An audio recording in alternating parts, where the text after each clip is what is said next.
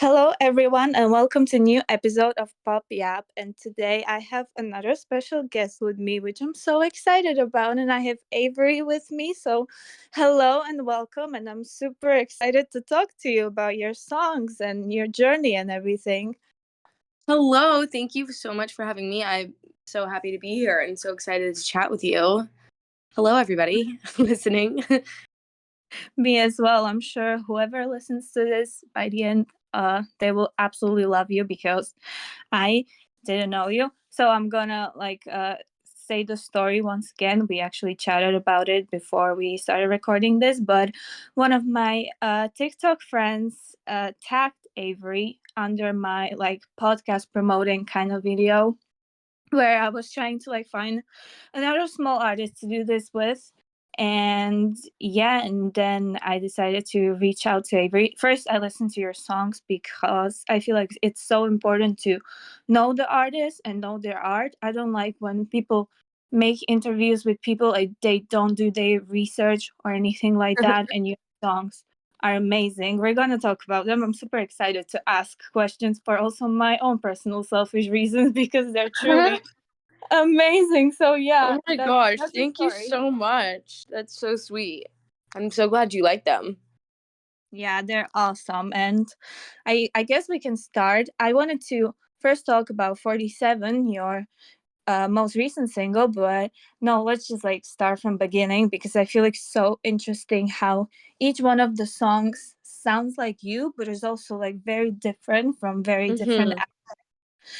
Mm-hmm. Bitter is your debut song. It came out this year in May, Yes. and Bitter. it's when I first listened to it, and especially how it just became louder and louder, and the lyrics, you are such a strong lyricist, and I love when people just don't write lyrics they have such a deep meaning. Like every single song has such a deep meaning, and it's also very different for me. Like if my 17-year-old me heard Bitter, she would probably cry because she was in such a weird place where she didn't know who she was. And this song is just so beautiful. Can you share the story behind this? And also congrats, because for debut song, this song is absolutely outstanding. Oh my gosh, thank you so much. And thank you so much for saying I'm a strong lyricist because that is all I care about is the lyrics. And I think that just comes from being a fangirl at heart and especially like a Taylor Swift fan. Like I just remember being young and sitting in my room and reading all of her lyrics and the main focal point of what I want every song to be. So I love that you picked up on that and that just means I'm doing something right. So thank you. But Bitter, the story behind Bitter is honestly I remember just writing it in my room and I was kind of just in a place where I was I just graduated college and I was nothing romantically ever works out for me. Granted, I'm was 22, but I was just feeling so down on my luck. And then I was I want to write a song about what I think it will feel like when I meet the right person. So this song's actually kind of a manifestation. And it's funny because it's it basically is all my insecurities in a song and how I think that it would feel when I'm with the right person. So it's kind of an interesting one. I'm definitely going to use it as a check-in point. Like when I meet someone, to listen back and be do I feel the way Bitter I wanted to feel? But yeah, it's a really, I thought it was a good first song because it's sweet. It's not too anything and it definitely is lyrically very pointed and strong. So yeah, that's Bitter. I love her. She's my first baby. I feel like that was my first time recording vocals, for real. And I you can kind of hear it. I'm kind of shaky throughout it because have never had never actually recorded, and it's so funny. I sound nervous in it, but I think it kind of adds to the song and that feeling of being in love and nervous. So That's a little bit about bitter.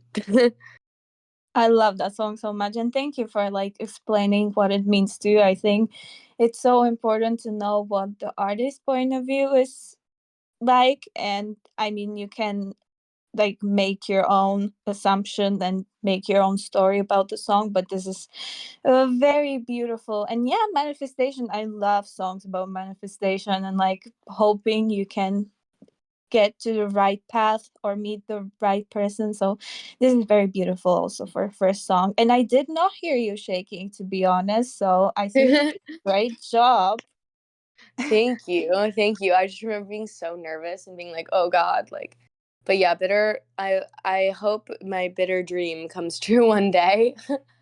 Not that I Oh, actually am bitter. oh, it will for sure. I mean, we need to be a little bitter in our lives to like get what we really want and hard like work hard for. So I guess it depends on the situation as well. Yeah, yeah, definitely. Your next song was Earthquake, which when I first heard the chorus, which was like fingers going up, nylon strings, shoulders sing, I serenade the walls, I was what in the Taylor Swift is this, first of all? But it sounds also such as like Lizzie McAlpin kind of song, but also like so you. I don't think I've heard song like that ever. And Oh my yeah, god. you can share what is the song about? How was the creative process between the your first song and this song as well? So, basically with Earthquake, my friend Jamie Gelman, you should totally check her out. She's an amazing songwriter and she releases like some songs like whenever they kind of feel like hers, but I had never written with anyone. All my songs have been like literally usually they start in my diary. So like sometimes there'll be a poem first and I was like I need to write with someone. I need to write with someone and Jamie just felt like the perfect option to like feel comfortable even writing with someone because it used to be such like a solitary activity for me. So she like came over, we sat on my bedroom floor and we were just both talking about how it's like it's scary to be 22, you just graduated college or like you're kind of in the real world for the first time and like no one really talks about how scary of a transition it is. And we were both kind of just like wow, like we're both doing this music thing and I like if I'm writing with someone and honestly she's kind of the only person I've ever written with. But I kind of like to find a commonality so we can go from there. Like and make it something for us, not just like, I want to write about this, like, you help me write about this. So I had actually just gotten fired from my like executive assistant job. And I like had this like slew of like months where I was writing a bunch of songs and I showed Jamie a few of them. So when we like wanted to write about it, about like this awkward phase of like I got spit out by corporate America basically, and I started taking music seriously. And like how scary it is to follow your dreams and how scary it is to be an artist. But then the chorus, like the shoulders sink, I serenade the walls, is just like that is like the truest form of me. It's like when I'm in my room and like a song comes to me and like I'm like sometimes I feel like the four walls of my room know me the best because they hear all the like songs that no one else will ever hear. So that was kind of the chorus, but like there's a few lines in that that are pretty like tied to what I'm saying. Like I know there was one that was like I wish I could make my money sleeping. That's just not my luck. And that's kind of like my tie to corporate America being like I wish I wanted to do a job that wasn't so scary in the path that like it might not work out for me and like I all I want for it to work out. Like I wish I didn't want such big dreams because it's a lot. Um but yeah, that song is definitely like it's still how I feel. I think that song's going to be how I feel always until music picks up. Hopefully it will pick up, but yeah, it's definitely super raw and honest and I'm so happy you like it. I love Earthquake and I love that my friend Jamie was a part of it. Yeah, I love the song so much. I also personally think it will be Forever stuck with me. And also I checked Oh, your Instagram and you said that it's also about like discovering yourself as well, but it should have been totally. called Epicenter. I really like the idea when I re-listened to the song. I was like, yeah, also that as well. How did that come out from? Wait, so funny. I've just been writing so many natural disaster songs, like Fault Line, Earthquake. I was like, what is going on? Like, and then I just wrote another one called Quicksand. And my producer is always like, what is going on with you? Like, are you okay? I'm like manifesting horrible things. But yeah, the song definitely is about finding yourself. I think for a while, like, I mean, I used to write all the time in high school, like all the time. That was my thing. And then I went to college and I was like, okay, it's time to grow up. It's time to like not just play your guitar and write little songs. And I kind of like, I wouldn't say I lost myself because I loved that version of myself too, but I definitely like took a different path. And then it took like me getting fired from my corporate job to like come back to my true self and be like, wait, this is who I've always been and I need to like pursue it. So that's kind of the like finding yourself aspect of it. It's like feel the song is basically me like coming back to myself, if that makes more sense. Sorry, it's kind of Yes. long-winded. No, no, no. I like how you described it as well. I definitely like see it for myself as well. And yeah, quicksand, that sounds interesting as well. Is it like ever coming out, or were you ever thinking of it like coming out, or like not? Like this is not the song that should see the light of the day. I don't know. I love Quicksand. I haven't gotten like cuz I kind of post all my unreleased songs as little like mini videos on TikTok, Instagram, and it's kind of hard to tell which one people want out. But hopefully, like I can do all of them. I love Quicksand. I think it would be really fun. But I think there's some other songs that are ahead of her. So we shall see. But the natural disaster theme is crazy. Yeah, I think your EP should be called like nature disasters or something like that, and just Like like all I'm of a the songs. natural disaster. Yeah, that could be interesting, you know, and nobody ever did it before, so you'll be the first one, I guess. Yeah, that's so funny. Oh my gosh, I love that. Yeah, and thank you for mentioning Fault Line because that's your next song. And Yes. I love all of your songs, but this one, especially now, like hits home, and especially the line, like, maybe it's for real this time. I played you a song about what you did wrong, and I watched you sing every line. That's And my favorite line too. I just love it so much and I can resonate so deeply because recently there's just been so many like backstabbing bitches out there who like pretended that they did nothing wrong, and when I actually like tried to communicate with them they would just like gaslighting and you know just like trying to prove you like they did nothing wrong, which is so insane. And I resonate with this in like not in a romantic way but like in a platonic way with most of Totally. my ex friends now, because I'm not gonna waste my time on people who don't deserve it. So That's well, totally I love that you're not thinking of it romantically because it's so versatile and like you can tell that you can say that to like a teacher. You can say feel that way towards your mom, your dad. You're like anyway where you're just like you're not hearing me. Like hello? Like are we having different realities? yes, exactly. And um I love just how relatable it is in so many ways. Like obviously the whole lyrics in the whole song are just amazing. I'm gonna repeat it for the rest of the podcast, but your lyrics are truly like so deep.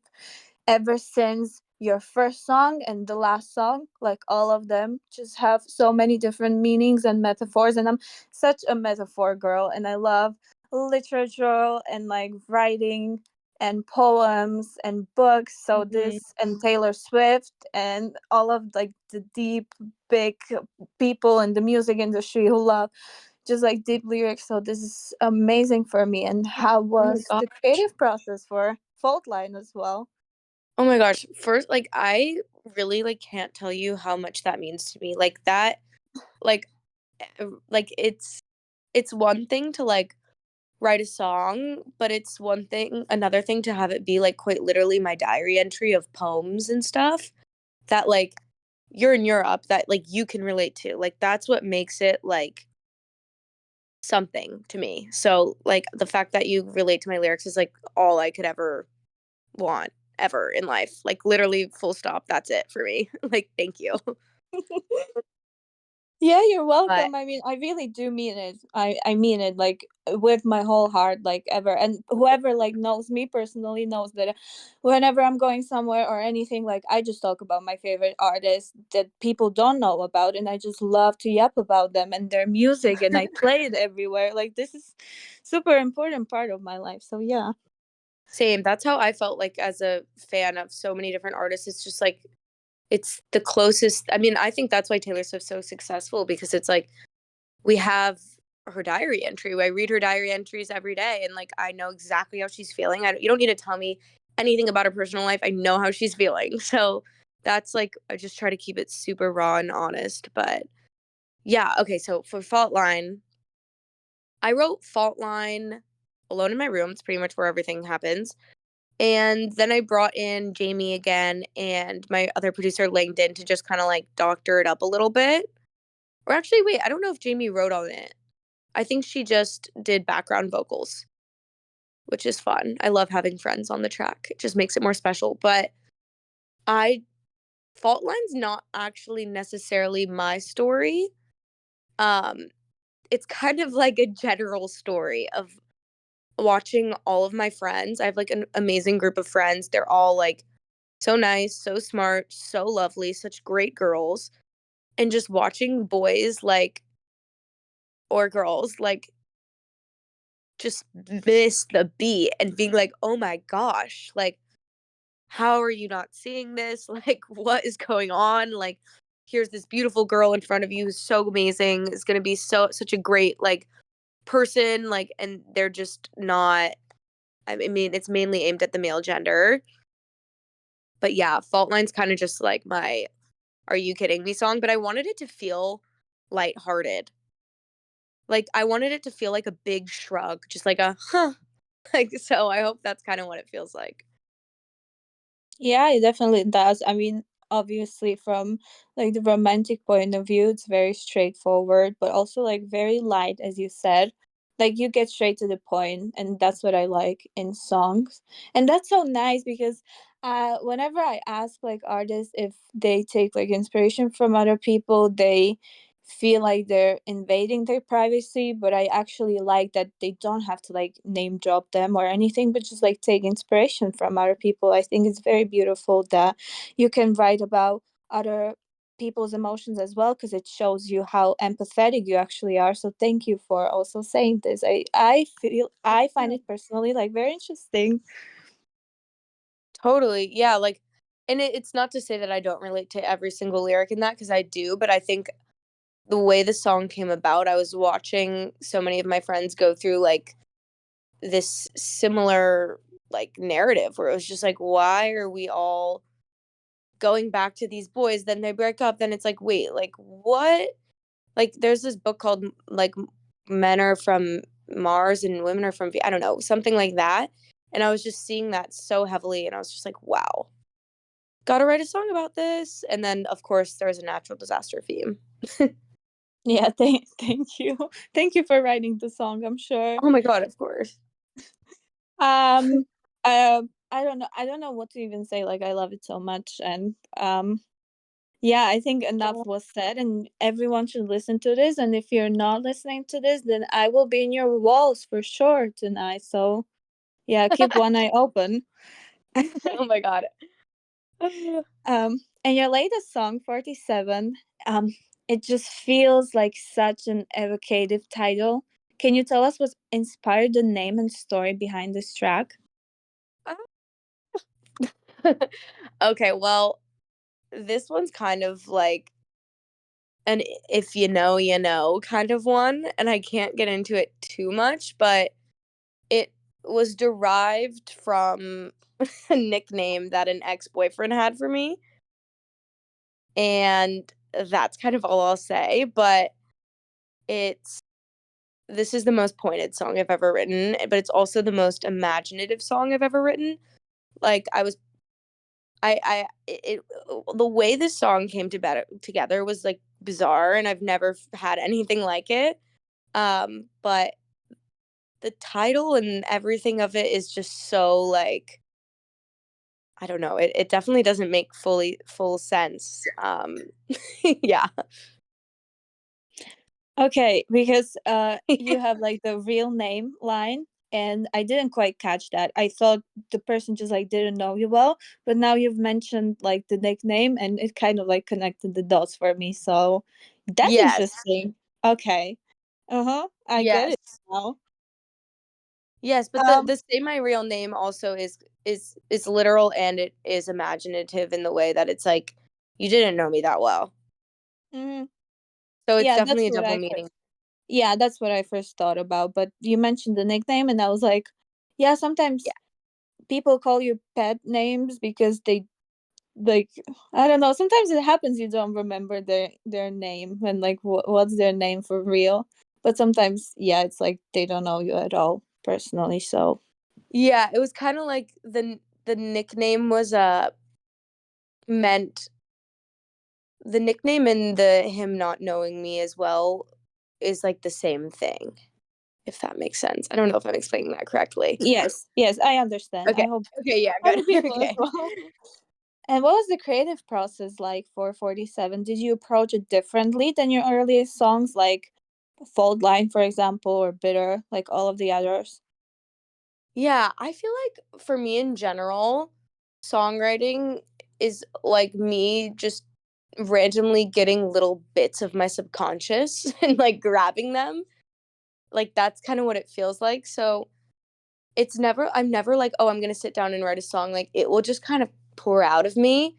And it usually pours out in like one of three ways. Like I'll be playing a song on guitar and then I'll start to like a chord or something, or I'll like be writing in my diary, then the next page will end up being a poem about what I just wrote about. So this one was really weird because when I was with the person who this song's about, I actually wrote the first verse as a positive, which was like it was flowers in your hands, you did nothing wrong. Bending over backwards used to be fun, and it was like a positive thing, not like a bad thing. And I hadn't touched that in so long. Like I didn't even remember writing it. And then like months and months later when I wrote this song, I was driving home from LA to San Diego for Thanksgiving, and it's like a 2-hour drive. And I like had my phone plugged in, my charger and the GPS on and like music on. So I think my phone was like using a lot of battery, and all of a sudden my phone dies. Luckily, I've done that drive probably like a million times, so I know how to get home. But I was like an 45 minutes into the drive. So I had like another like hour-ish left, and I hate listening to the radio. Like I can't do it, and my phone was dead, the charger wasn't working, so I was like, all right, I am purely in silence. Oh my God, not science. So I was just sitting there, and then I just started like writing in my head and then like thinking. And then all of a sudden I started like the melody of the chorus.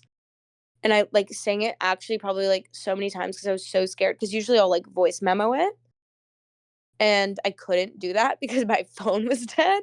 So I just wrote the whole song in my head, singing out loud in my car for like the rest of the drive. And then when I got home, I literally like ran in my house. My mom was like, "What are you doing?" And I was like, listen to this, listen to this." Played it for her, and she was like, "I love this."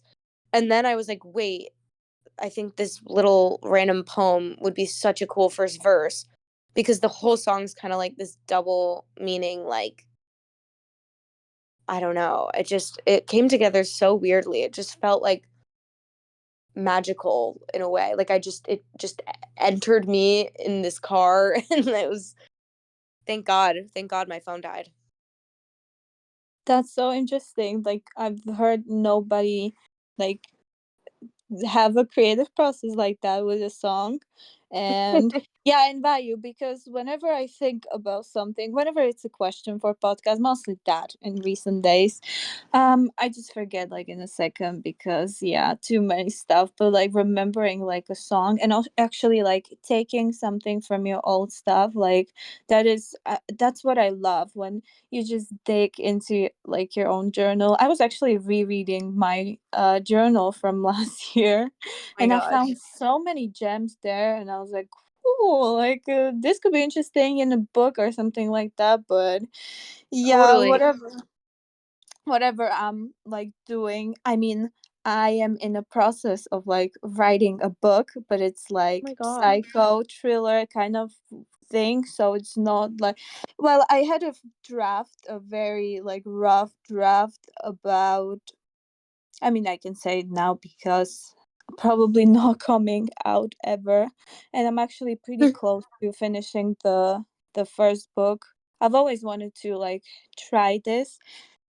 And it was supposed to be like about girlhood and like everything that's with that, and it was supposed to have like stages and everything, and a lot of stuff there was from like journal entries and everything. So finding inspiration in that is amazing, and I loved that you mentioned that because I think a lot of people can resonate, especially when they're rereading their journal or notes or whatever. So Yeah. yeah.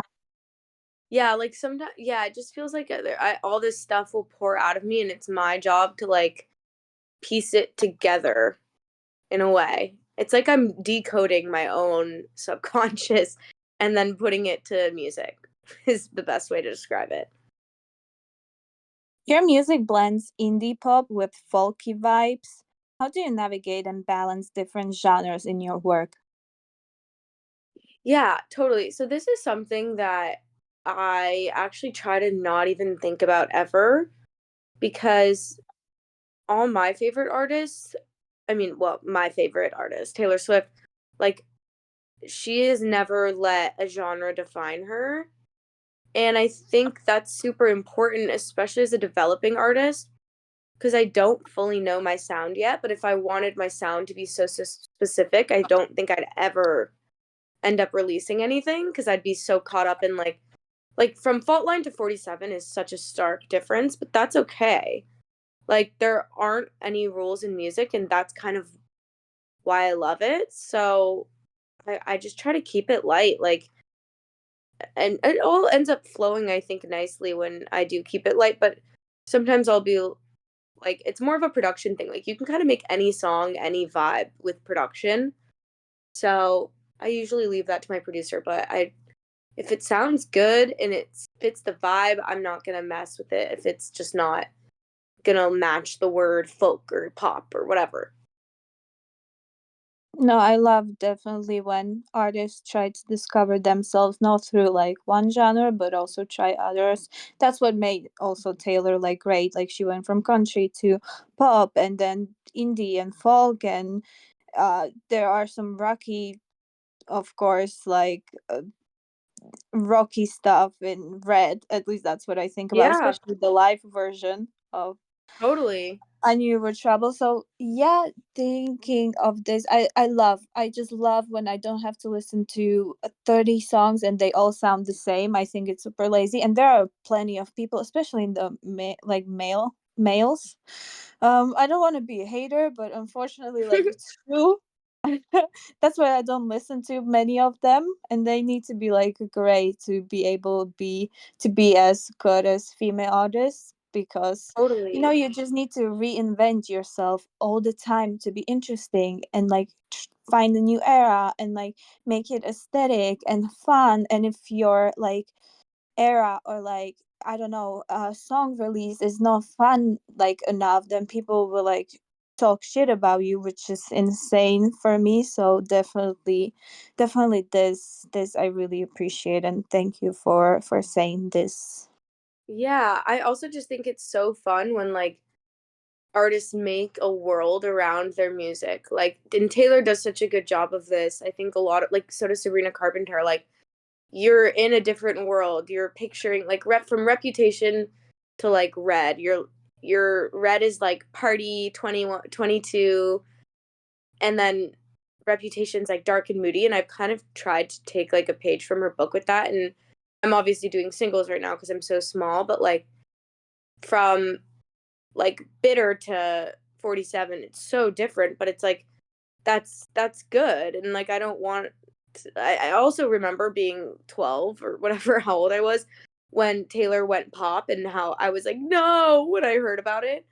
And then I remember she posted something that was like, don't worry, to all my fans freaking out, my lyrics will still be strong. And I think that is, for me too, is just the main thing that will like carry. Like it's like if my lyrics will never not be straight from me.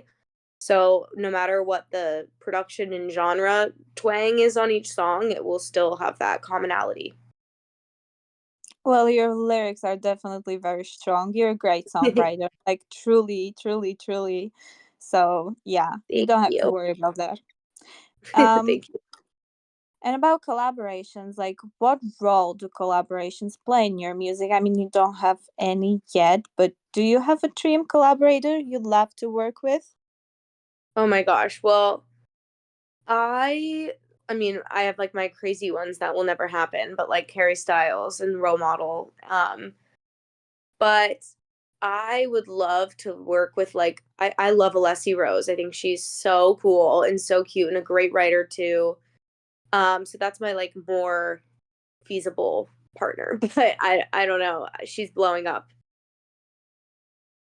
Yeah, I love Alessia as well. And when I was thinking about this question, I don't know if you know her. I also had a podcast episode with her. Her name is Eileen Alistair, and I think you two would like work so great together because she also has a strong lyrics, but also there, she makes them like very in like a very funky way. And if you could take your deep lyricism and her like funky pop vibes, I think it would be amazing. Actually, when I was thinking Yes, about it. I know her music. She's great. That would be so fun too. Yeah. So yeah, that's what I was thinking about. But yeah, I mean, Alice, it can happen. Like she is starting to be big, but I think she's very open to like supporting every artist because she used to be small as well. So I think she's very like kind and empathetic person. So maybe if you will, I don't know, reach out to her, or like we can make it happen to like tag her in the comments or anything. It can happen. Like I'm like, never say never. never say never. I'm like Alessi, Eileen, like please girls. I'm ready. No, because I slid into like Alessi's DMs when she was small and she used to like reply all the time.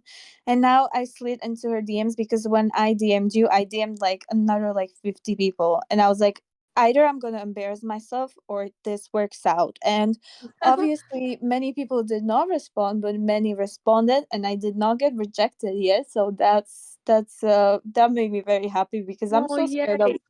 rejection.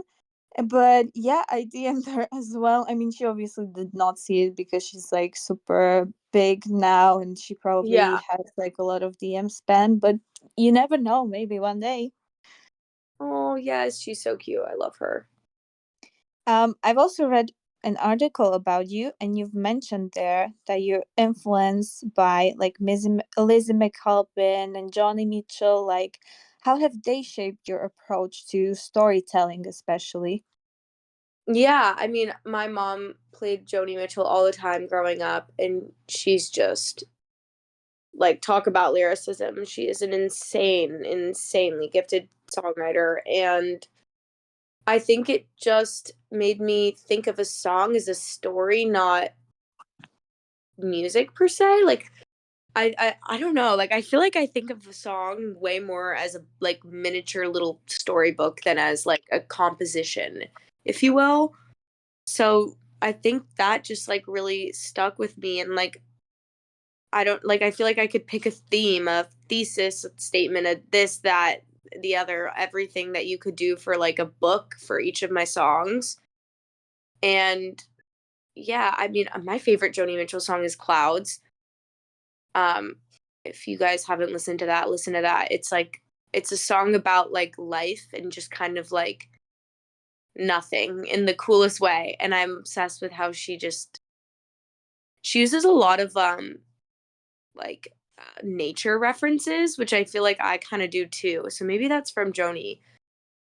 But yeah, she's so insane. Lizzie McAlpine too is just I love her new album too. Like it's just so raw and really, really real and pointed and almost like uncomfortable in a way because you're like, whoa, you're telling me every single thing that's happening. So I really loved that.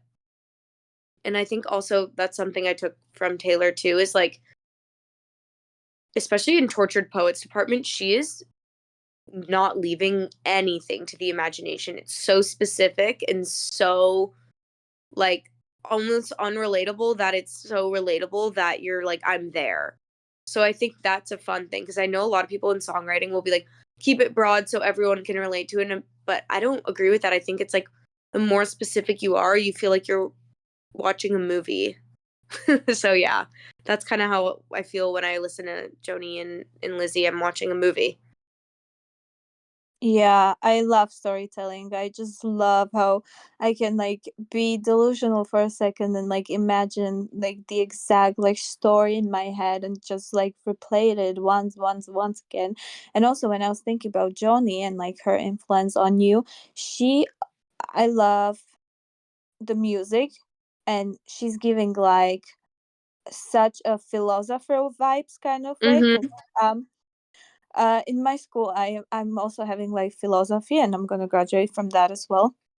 And we were just like talking about existence the other day, and I was just like doing the questions in class also as well because I have no job to done, of course, and I don't listen in classes much. But we were talking about existence and like everything, and I just like connected the dots. And yeah, I just love when songwriters are a little like philosophical in some kind of ways where everything makes sense, but in the end, like nothing makes sense at all, and it's okay. So Totally. yeah, You gotta listen to Clouds. yes, for sure. I You'll love love it. it. Do you have a personal favorite track from your discography or one that you're most proud of? I am definitely most proud of 47. I think it's the first one that like I can I mean, I don't like to listen to my own music and like I even like what I'm doing mixing notes and like 'cause by the time I release something I've listened to it probably like 100 times. So 47 I like haven't gotten sick of, which is a really cool thing. Yeah, 47 definitely. Yeah, you should listen to it, everyone.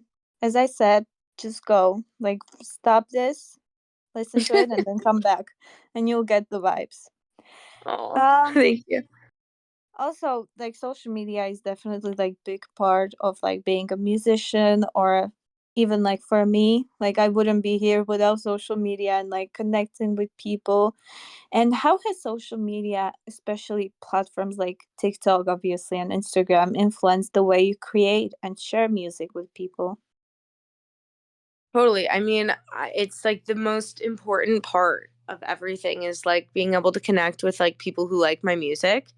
And it's so funny because it was like the part that I was so scared about in the beginning. I was like, oh my God. I used to never post on social media, by the way. Like I was the friend that had like 4 Instagram posts and like was just not not not taking photos, not aesthetic, none of that. So I was so nervous about it, but like it's so fun now to be able to like talk to the people who like my music. It's so cool. It's like cool. I've met so many amazing, adorable girls. Like it's the coolest thing ever, but it's definitely like a lot to be posting so much, but I've gotten used to it and I wouldn't trade it for the world. Like it's so worth it to be able to meet even like you. Like it's so cool. Like I'm in LA and you're in Europe and we're chatting.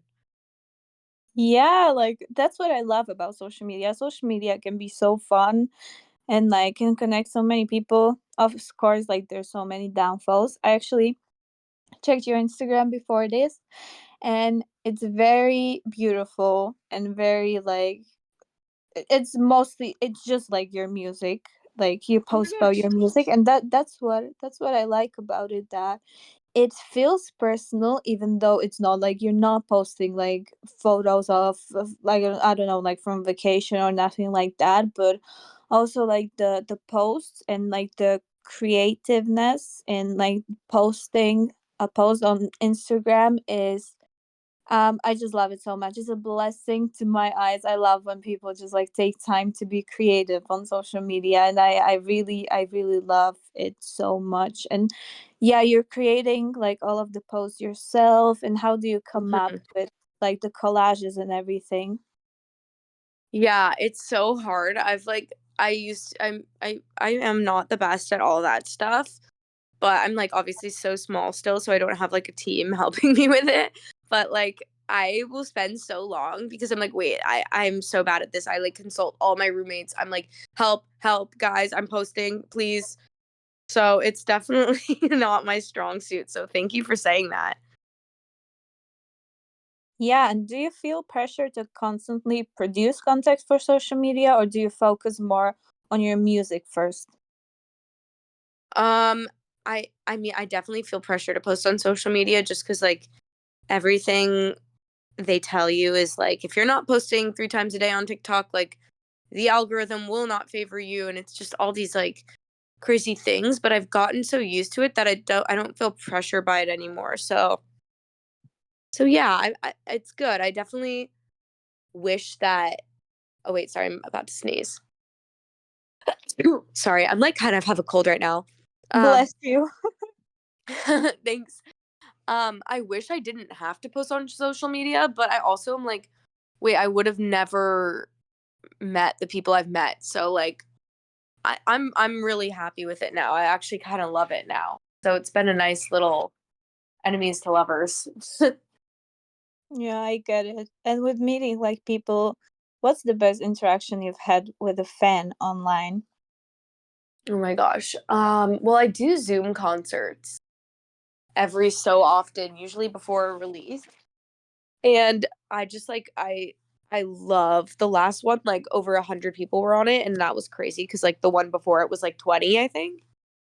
So just like the fact that someone would take the time out of their day to like get on a Zoom concert with me is insane to me. And like I will even like the fact that someone like I get messages every day that are like, I love your music so much, like yada yada. Like it literally makes me tear up every time. I just like can't believe people care.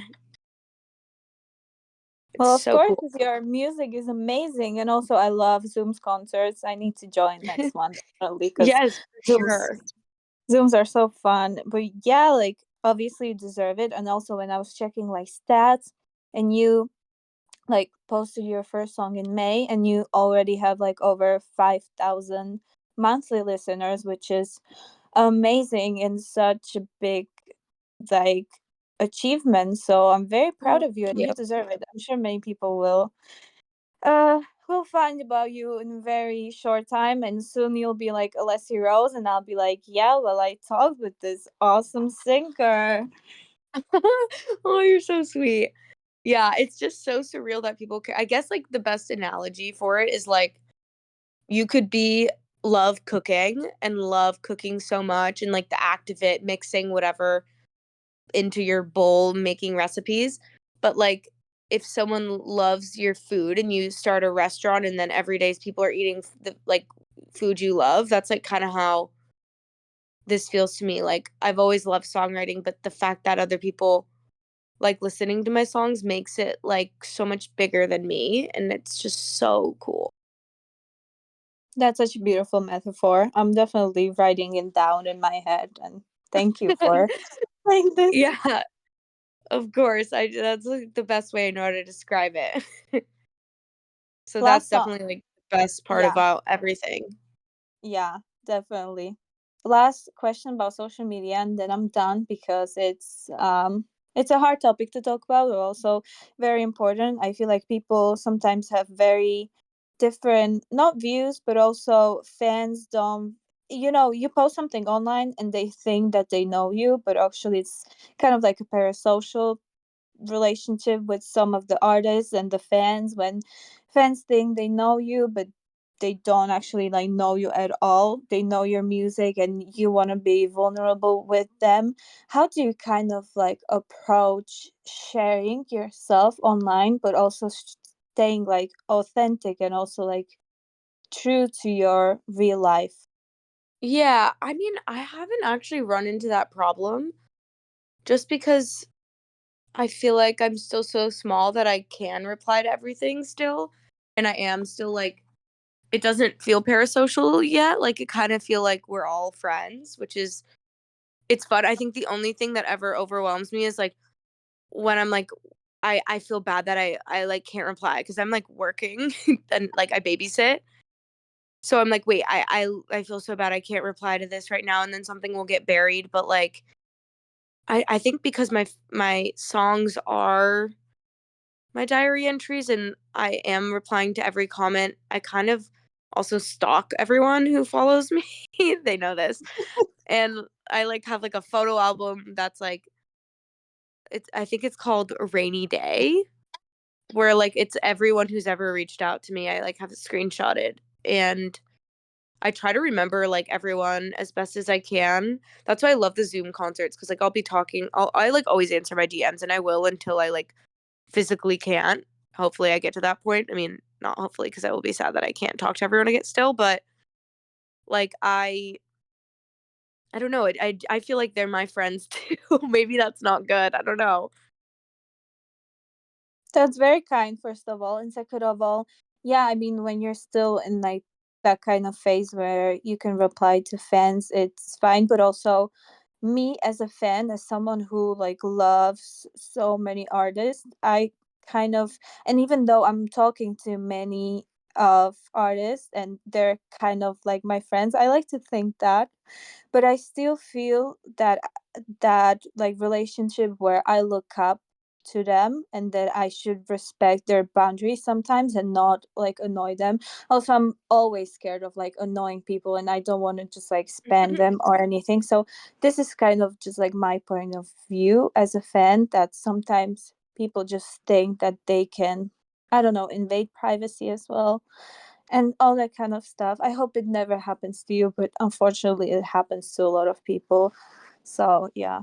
Yeah, I think I just kinda look at it as, like, a timer, like, if someone's like, a little girl's, like, DMing me a bunch and I'm, like, not in the space to like, cause sometimes, like yeah, like, I'll have, like, a shitty day and I'll be, like, crying and, like, someone will be, like, DMing me a bunch, and sometimes I'll be like, "I need to put my phone down and, like, take a walk," like, or something and, like, calm down, or, like, another time I'll, like, open it and be like, "Wow, that, like, put made me feel so much better, like, thank you for listening, like, how are you?" Like, but I think it's just important like, it's on me to kinda set that boundary, and I think I just put my phone down when I need to and pick it up when I feel like I want it, and yeah, like, I haven't gotten to the point where, like I don't know, I also feel comfortable telling them, like, "Sorry, I'm doing this right now, like, my friends are over, like, I can't hop on your FaceTime," like and they understand, I think maybe it's just kind of like a really chill little community that we have that's, like, kinda just like, "Okay." They're all so sweet. I haven't, like, ran into anyone who's been rude. That's amazing that you didn't. And yeah, I mean, if you can, like, tell people, like, sorry, I'm busy, because a lot of people can't. That's also like important thing to have in like your mind and mindset, that sometimes you just need to tell people that I'm not feeling like it today, and it's completely fine because we're all humans. I just wish some people would understand it more in like a very like big way, like just like talking in general about all of the artists and industry and the fans and everything. So this is very like Totally. various for everyone. Yeah, it's crazy. It's definitely, like, crazy how much we think we know, like, celebrities and stuff, and, like, I think, like, when every time someone gets canceled, it's kind of like an eye opener where you're like, "Whoa, wow, I really don't." So it's definitely, like, an important thing to remember, but I just try to look at it like, if someone's gonna take the time to care about, like, me and my music, like, I obviously, like, wanna give them that time too. Like, I don't see it as any, like, hierarchy, like, I'm not better than anyone. Also good you mentioned cancel culture because it's a hard topic because sometimes I feel like well, obviously, just like educating someone and telling them this is not okay to say is obviously a very good. And I Mhm. also feel like I'm such a person who needs to talk about some political issues and not just like political, but also environment. And I just like really care about stating my opinion straight whenever I am educated enough to share it. But sometimes I feel like people just take it too far sometimes. What's your what's your opinion like cancel culture and everything around that? I think, like, obviously, like, there's been a few that, like, have just hurt me where I've been like, "Oh my god, are you kidding me? Like, I loved your music, I loved your this, I loved your that, and, like, you're such a horrible person." And I think I've learned to separate art from the human making it, and it sucks, and not every artist and not every public figure is gonna be amazing all around, and, like, but there are some that are that, like, I mean, I used to work in the music industry, like, I've heard, like, "So and so's amazing, so and so's horrible in real life," and it's just like, as someone who loves music so much, like, if I stopped listening to every single person that I didn't agree with, like, it's sad, and that's not what music's there for, but I do think it's important to, like, hold people accountable, but it's also important to give people grace and let them learn. It's not our job to teach them their, like, misinformation, but it is our job to, like, I don't know, just be understanding, but also have a standard of society of what's acceptable and what's not. So it's definitely, like, something that's I don't have all the answers to, but I just I hope we can do better as a society in, like, all facets. And I will say, like, our generation, Gen Z, let's go. I don't really know what the generation after us is called, but I have so much hope for us that we're all gonna, like, so understanding and so, like, just good. I think everyone wants the same things. So hopefully things change. Hopefully, I'm rooting for us every single day. I hope we can be kinder to each other, but also, as you said, like holding people accountable and teaching them instead of like, I don't know, harassing them the second they do something wrong. I think it's just insane. I mean, obviously, if you're a bad person and you do horrible things, then yeah, yes, you deserve it. Like, go to hell. But also, like, I think everyone can learn as long as, the approach is okay and Totally, educational. totally. And I think, like, not to I bring everything back to Taylor Swift, it's an issue, but, as Taylor Swift says, like, karma, like, like, keep your side of the street clean and, like, people will get what you get what you get. You get what you the energy you put out there, and if it's negative and it's hateful, like, I'm sure you'll get that in return, but if it's positive and you're kind and compassionate, hopefully the world will give you that back, so I just try to live like that, otherwise you just makes me sad to get too caught up in, like, all of the, like, horrible things and cancel culture. It's just it makes me really like, I mean, I'm just such, like, an emotional person and, like, empath that, like, if I read too much about something, it will, like, ruin my month, so I gotta keep it light.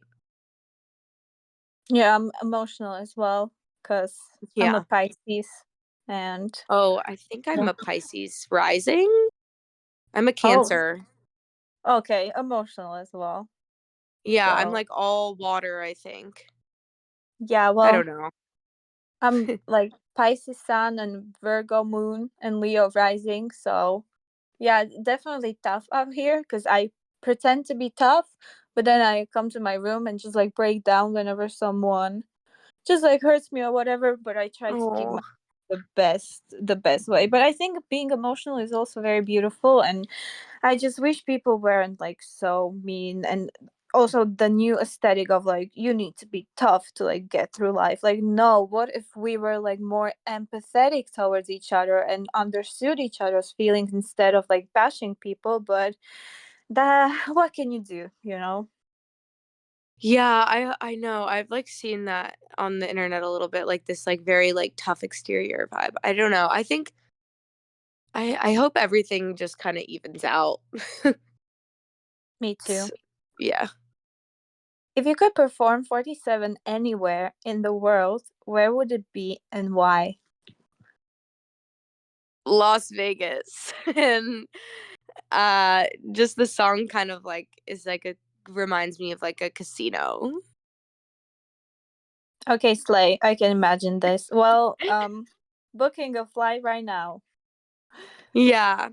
Like a carpet one of the lines is like, "All the same in a carpeted maze." Like, "If clocks turned backwards, would you have stayed?" And that's like a casino, carpeted maze, there are no clocks in casinos, so they get you to stay longer. So I think it would be No, really cool in the casino. yeah, I definitely say it as well. What's the most unexpected song or artist on your playlist right now? Let me think. I don't know. Maybe if I, like, swipe out of this, do you think it will stop? I hope not. I don't know. Okay, I'm scared to check my playlist. But You maybe know maybe what? you can think of like guilty pleasure song, like that song that is Oh. too funny to be like on your playlist or anything. Okay, okay, my best friend and I you're gonna die. Okay. Um, Versace on the Floor by Bruno Mars. We don't know why. It just gets us going. And also Jealous by Nick Jonas. Don't ask. I don't know. They're just we have my like best friend and I have a playlist called Secret, and it's like just songs that like we can't play if anyone else is around, but it's like yeah, it's Jealous Nick Jonas. Yeah. Versace on the flow. I love it. Oh my god. So funny. I love silly songs as well. Mine would be like, I don't know, like Justin Bieber is a great like artist, but like Boyfriend Oh, is love. such a silly song. I love it. But like my guilty pleasure, and it's on my TikTok like all the time. That's why I probably added to my playlist. That is very secret and very embarrassed of it. There's many gems there. Is I don't know if you know it. Probably do. It's the Gummy Bear song with like the green gummy I'm a gummy bear. bear. That one? Yes. Yes. Oh my gosh, love. That's That's so funny. Do you actually listen to it? yeah, like I am doing my makeup and I'm just like bopping. Yeah, it's very That is silly. so funny. I love that for you. Thank you. I love that for myself as well. I think it should be once I have like a documentary out, I should make one myself on YouTube and Gummy Bear song will be the song playing there. Oh, I love it. I love it. Yeah, and if we're talking about movies and documentaries, if 47 was a movie, what genre would it be and who would star in it? Okay, I actually have the most perfect answer for this. It's already a movie that's out. It's called Mr. and Mrs. Smith, and it's a spy movie, and it stars Angelina Jolie and Brad Pitt. And it like the entire time I was writing this song, like this is what I was picturing. I love It's that movie. perfect. Oh my god. This song is written for them, Yeah, I think they should like remake this and put the song in it. Or like edit it and put the song in it. Yeah, I agree. right? It's for them. If you weren't making music, what would you be doing? I know hard, but like I don't know, think Oh, about well, before I started like taking my personal music seriously, I was working in the music industry as like a manager. So I would probably be on an artist team doing something of that sort. yeah, that I love this. And also from like my fan kind of like engagement, I guess I run two HQs, like team accounts for singers. Oh And wow. it's just so fun. Like I love doing this. I'm no professional. Like I literally study so I'm graduating from like philosophy and like politics and Oh wow. history. So not anything with that. And I'm trying maybe I want to like go to university and like study either like journalism or mass media. I don't know yet. I don't have much time, but I'm still trying to figure out.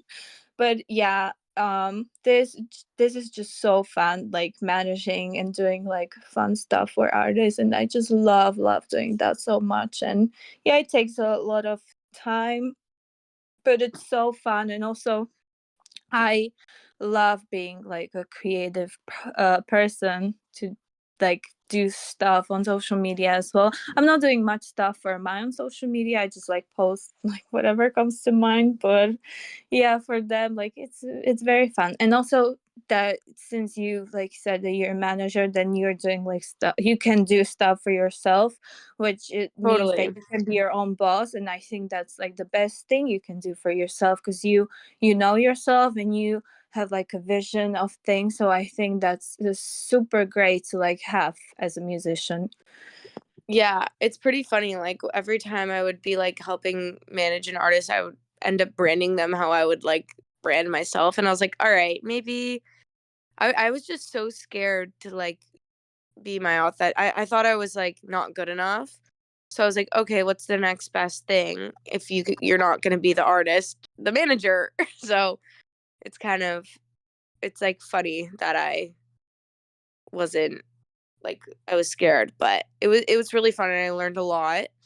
It's definitely like hectic, but it was really fun and I know how to like upload my song onto Spotify. Like a lot of people don't know how to do that stuff. So it worked out, I Okay, think. first of I all, hope. you're more than enough. Like your music is amazing. I'm gonna repeat that. And second of all, yeah, like it's hard. Like the amount of energy I try to figure out, like how to edit and podcast, how to put it on Spotify, how to put it on YouTube, how to make it like not mess and everything. So yeah, it takes a lot of time, but it's great, yeah, that you can like do that like for yourself. So Yeah, definitely. I almost feel like every internship I had like in the back of my mind I was like taking all the information in for like myself as an artist, which is pretty funny looking back. Can you share a funny or a memorable moment from recording or performing? Hmm. I guess well, this is an unreleased song, but my producer Jordan and I, this is kind of just like one of those magical moments that like happens in the studio. But he this is the next song that's coming out after 47. Well, I guess 47's already out, but we were just like in the studio. I like played him the song and he like I was like, I don't know what I really want this one to sound like production wise. And he just added this synth. And like it was the first synth that he chose. And it was like we both just kind of looked at each other and were like, oh, here we go. And like I like went home, listened to the demo like 5 times. I was like, oh my God, I'm so excited. It was just like a fun moment where like we both realized, like, all right, this is going to be a good one. So can't wait for you guys to hear the next one. Oh, I'm so excited, and I'm so glad you started this, because one of my last questions is actually like if there is something coming up, you don't have to be specific. I never like want to pressure artists to like share whatever they don't want to share. But if there is something coming out, then yeah, it's your space to tell. But if you don't want to, then just like stay tuned. I Totally. don't. Definitely stay tuned, but there will be another single in the new year, at the top of the new year. Okay, Slay, I'm very excited. So we're starting the new year amazingly. Yeah, Yes, I'm really, really excited for this one. I'm excited as well. Yay. And the last question, I have this question for everyone, because hopefully some small artists will listen to this and is very, I don't know, inspired by you or whatever. And if you could share like a little message for any aspiring artists out there, and I don't know, just like tell them whatever you're feeling, give them motivation or something like that. It's your space. Yeah, I think the first part, what I'll say, Chapel Rowan said this, like, nobody's going to do it for you. And I think it's like a really common misconception in the music industry that like someone will sign you and then you're poof, then you're there and then it's all you're selling out stadiums. Like no, like you got to put in the work and like no one's going to care as much as you do and no one should care as much as you do about your own artist projects. So like if you care and you're obsessed, if you're obsessed with it, it will work. And I mean, I don't know. It hasn't really worked for me yet, but like I'm obsessed and I'm so dedicated that like if I have to give it up, like I'll be like, all right, I left it all out on the table. And then my second part is just take the pressure off yourself creatively and just write and just don't let yourself be embarrassed because that will kill every good idea you've ever had. That was very beautiful. I'm sure whoever heard this is very inspired now. So Oh, yeah, good. I'm like, don't listen to me. I'm literally like, I'm a nobody. no, like you're doing so great. Like as I said, like having over like 5,000 monthly listeners since May, like that is so amazing, and it just shows how amazing of an artist you are. And thank you for like everything you've shared here, and that you were so kind and authentic, and also wanting to do this because I'm super excited. Like I'm excited for whatever is to come, and I Oh. am rooting for you. And I'm yeah, just like listen to 47 and all of the other songs, and stay tuned for New Year because it will be a ride. I'm already excited for it. Oh, thank you so much. It was so lovely talking to you. You were the sweetest there ever was. Thank you so much. Have the most wonderful day, everyone. And I hope you enjoy this, and I'll see you next Friday, hopefully. Yes. Okay. Bye.